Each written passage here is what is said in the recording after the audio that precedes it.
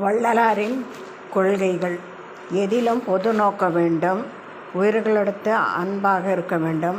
மிகுந்த குறைந்த அளவே உண்ண வேண்டும். புராணங்களையும் வேதாந்தம் சித்தாந்தம் போன்றவற்றை நம்பக்கூடாது. ஏனெனில் அவை முடிவான உண்மையை தெரிவிக்க மாட்டாது. மதமெனும் பேய் பிடியாதிருக்க வேண்டும் என்று ஒரு பாடல் குறிப்பிட்டுள்ளார் வள்ளலார். எவ்வுயிரும் தம்முயிர் போல் எண்ணம், ஆன்மநேயம், ஒருமைப்பாட்டுரிமையை கடைப்பிடிக்க வேண்டும். புலால் உண்ணக்கூடாது.